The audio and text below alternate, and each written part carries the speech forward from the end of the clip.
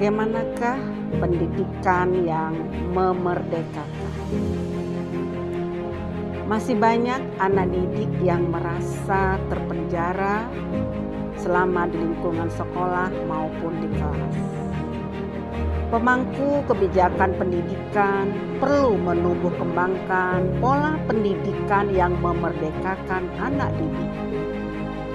Kementerian Pendidikan dan Kebudayaan, Kemendikbud, perlu menggali kembali semangat, visi, dan misi pendidikan nasional yang mampu mengembangkan segenap potensi siswa secara utuh dan menyeluruh, baik lahir maupun batin.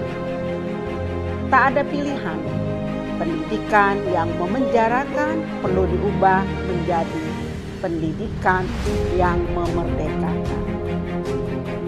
Belajar merupakan perubahan perilaku sebagai hasil dari suatu pengalaman atau latihan. Belajar sebagai akibat interaksi seseorang dianggap telah belajar.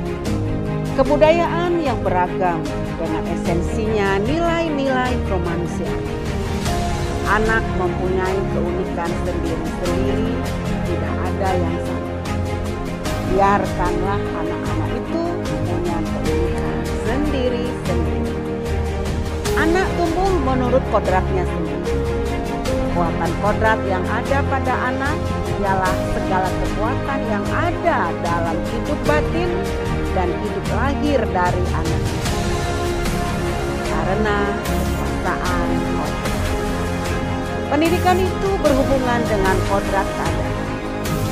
Andai kata anak tidak baik dasarnya, tentu anak tersebut perlu mendapatkan tuntunan agar semakin baik budi pekerti.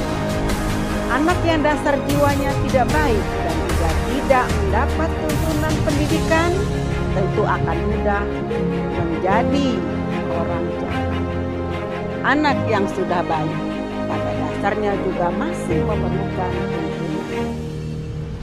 Pendidik hanya dapat menuntun tumbuh atau hidupnya kekuatan-kekuatan itu agar dapat memperbaiki perilakunya. Ki Hajar Dewantoro telah mempraktikkan pendidikan yang memerdekakan. Menurut beliau, pendidikan yang memerdekakan akan menghasilkan 3 jenis manusia. Yang pertama, pendidikan yang memerdekakan akan melahirkan manusia-manusia yang tidak terperintah orang lain, tetapi batinnya bisa memerintah dirinya sendiri. Yang kedua, melahirkan manusia yang berdiri tegak karena kekuatan sendiri. Dengan kata lain, manusia-manusia yang hidup lahir batinnya tak tergantung kepada orang lain, tapi bersandar pada kemampuan diri sendiri.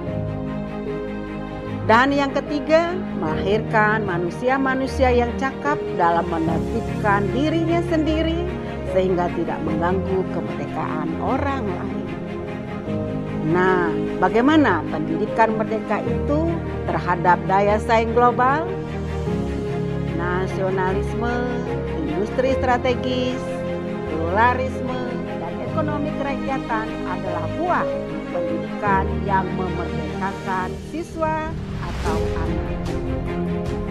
Semakin terbuka dunia, maka siswa semakin dituntut memiliki mental eksploratif, kreatif, dan kritis.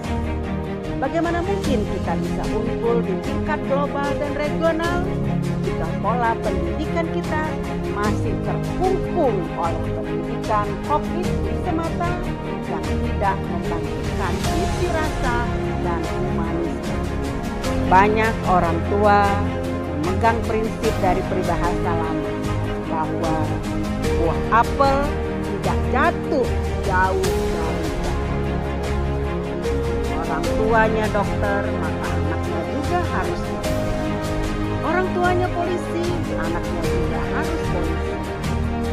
Harusnya tidak seperti itu, kan? Banyak siswa yang tidak merdeka dalam eksplorasi